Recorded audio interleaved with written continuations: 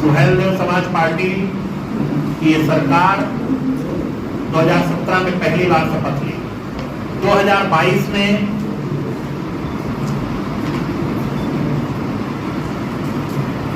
फिर हमारी सरकार बहुमत से बनी और हमको सेवा का अवसर फिर मिला।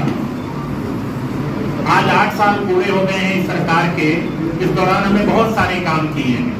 मैं आपको कुछ प्रमुख तथ्य आपके सामने रखूंगा और इन प्रमुख तथ्यों के अलावा बस्ती जनपद में भी जो कार्य हुए उन्हें मैं आपको बताने की कोशिश करूंगा। हमारी सरकार ने प्रधानमंत्री नरेंद्र मोदी जी के विजन और मुख्यमंत्री श्री योगी आदित्यनाथ जी के मिशन को आत्मसात करते हुए नए भारत के नए उत्तर प्रदेश के रूप में देश के समक्ष एक मॉडल के रूप में प्रस्तुत हुई है। हमारी नीतियों के प्रति किस प्रकार जनता ने अपना सहयोग और समर्थन दिया है, उससे विश्वास और दृढ़ हो चला है कि स्पष्ट नीति, साफ नियम, प्रतिबद्धतापूर्ण नियोजन के सद प्रयास सुफलित अवश्य होते हैं। यही नहीं साथियों, हमने 15 करोड़ निर्धनों को प्रतिमाह निःशुल्क अनाज दिया है। 6 करोड़ से ज्यादा लोगों को प्रदेश के गरीबी रेखा से ऊपर उठाने का काम किया है। हमने 1.86 करोड़ से अधिक परिवारों को निःशुल्क गैस कनेक्शन दिया है। 2.86 करोड़ से अधिक किसानों को किसान सम्मान निधि दी है। 9 करोड़ लाभार्थियों को 5 लाख रुपए तक का चिकित्सा सम्मान सुरक्षा कवच जो आयुष्मान कार्ड के अंतर्गत था वो देने का काम किया है। 56 लाख से ज्यादा परिवारों को हमने निःशुल्क आवास दिए। 1 करोड़ से अधिक वृद्धावस्था निराश्रित महिला दिव्यांगजन की पेंशन राशि को 300 रुपए पिछली सरकार के 300 रुपए से बढ़ा करके 1000 रुपए प्रतिमाह कर दिया गया और इसको सीधे डीबीटी से भुगतान कर रहे हैं।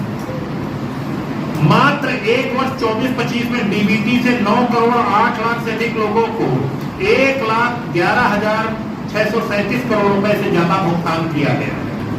डीबीटी ट्रांजैक्शन के कारण 10,000 करोड़ की जो लीकेज थी उसको हमने रोक दिया है।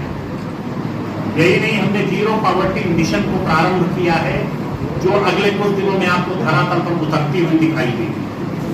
उत्तर प्रदेश में 2016-17 में कृषि की विकास दर 5.1% थी जो आज बढ़कर के 13.7% हो गई। वर्तमान में राज्य की जीडीपी में कृषि का योगदान 28% है। पहली कैबिनेट का पहला निर्णय 36,000 करोड़ से ज्यादा हमने ऋण माफी की थी।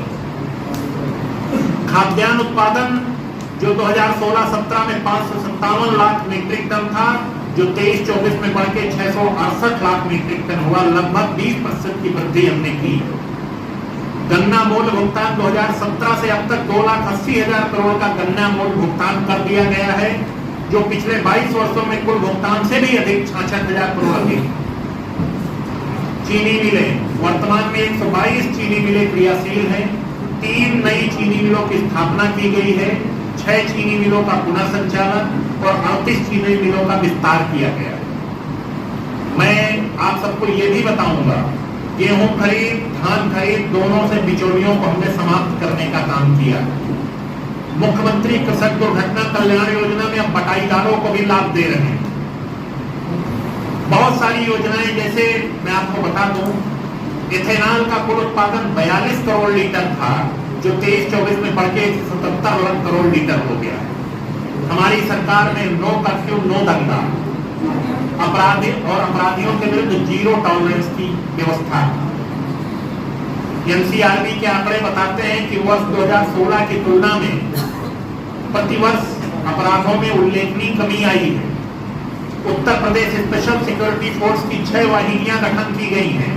सभी 75 जिलों में जो इस समय अपराध का सबसे बड़ा माध्यम बन रहा है साइबर अपराध, उसके लिए साइबर सेल का गठन किया जा चुका है। यूपी 112 का रिस्पांस टाइम 25 मिनट 42 सेकंड से करके 7 मिनट 24 सेकंड हो गया। ऑपरेशन त्रिनेत्र के तहत 11 लाख से अधिक सीसीटीवी कैमरों का अधिष्ठापन हमारी सरकार करा चुकी है। आज गूगल पर हम सर्च करें तो उत्तर प्रदेश को एक्सप्रेसवे स्टेट का दर्जा दिया जाता है। और आपके तो बड़ा गौरव का विषय है, आपके बगल से गोरखपुर लिंक एक्सप्रेसवे जा रहा है। और भी एक्सप्रेसवे प्रपोज्ड है जिनके बारे में मैं सिर्फ आपको इतना कह सकता हूँ, आने वाले समय में बस्ती जिले से भी एक्सप्रेसवे जाने की संभावना है। 2017 के बाद से 32,000 किलोमीटर से अधिक मार्गों का निर्माण किया जा चुका है। 4 ऑपरेशनल एयरपोर्ट 2017 के पहले लखनऊ, आगरा, गोरखपुर और वाराणसी थे। आज 8 वर्षों के बाद 16 एयरपोर्ट संचालित और 5 इंटरनेशनल एयरपोर्ट हो गए और उत्तर प्रदेश में जेवर जैसा बड़ा एयरपोर्ट बनने जा रहा है। वाटरवेज, इनलैंड वेज अथॉरिटी बन गई, बहुत सारी चीजें बनी हैं जिसके बारे में आप पढ़ते रहते हैं। बेरोजगारी के बारे में मैं एक विशेष रूप से आपको बताना चाहूंगा। बेरोजगारी की दर फरवरी 2016 में 18% थी, जो वर्तमान में घट करके 3% पहुंची है। यही नहीं, औद्योगिक विकास के क्षेत्र में बहुत सारे काम हुए हैं। 96 लाख एमएसएमई इकाइयों के साथ देश का सबसे बड़ा एमएसएमई स्टेट बन गया है उत्तर प्रदेश। 1.38 लाख से अधिक महिलाओं को सरकारी नौकरी हम दे चुके हैं। मुख्यमंत्री युवा स्वरोजगार योजना के तहत हमने बहुत सारे लाभार्थियों को जो रोजगार उपलब्ध कराने का काम किया है। मुख्यमंत्री विवेकानंद युवा सशक्तिकरण योजना में 49 लाख से ज्यादा टैबलेट वितरण किया है। मुख्यमंत्री शिशुता प्रशिक्षण योजना में 1 लाख से अधिक युवाओं का उद्योगों और अधिष्ठानों में पंजीकरण और प्रशिक्षण किया गया है। ITI व कौशल विकास मिशन में 25 लाख से अधिक युवा विभिन्न ट्रेड्स में सम्मिलित हुए हैं। मैं यही नहीं, महाकुंभ के बारे में आपने देखा है, 66 करोड़ से ज्यादा लोग आए थे। बहुत सारे कॉरिडोर बने हैं, जैसे प्रयागराज विंध्याचल काशी, प्रयागराज अयोध्या गोरखपुर, प्रयागराज लखनऊ नैमिषारण्य, प्रयागराज राजापुर चित्रकूट, प्रयागराज मथुरा वृंदावन और शुक्रतीर्थ गलियारा। जो सबसे बड़ी बात हुई है, 15 लाख कर्मचारियों के हित में 7वां वेतनमान हमारी सरकार ने लागू कर दिया। 2018 में यूपी इन्वेस्टर समिट का आयोजन किया, 4,28,000 करोड़ के निवेश प्राप्त हुए। देश का सबसे बड़ा राज्य, सबसे अधिक संसाधन होने के बावजूद 2017 तक प्रदेश की जीएसडीपी 12.75 लाख करोड़ तक थी, जो आज की तिथि में 27 लाख करोड़ से ज्यादा हो चुकी, मतलब 2 गुने से ज्यादा। हम इसी प्रकार धीरे धीरे करके $1 ट्रिलियन इकोनॉमी की ओर बढ़ रहे हैं। देश की जीडीपी 9.2% हिस्सेदारी के साथ उत्तर प्रदेश देश में दूसरे स्थान पर है। भारत देश की जीडीपी की वृद्धि दर 9.6% थी, जबकि उत्तर प्रदेश की वृद्धि दर 11.6%। बहुत सारे आज Uttar Pradesh revenue surplus state है। मुझे बहुत सारी चीजें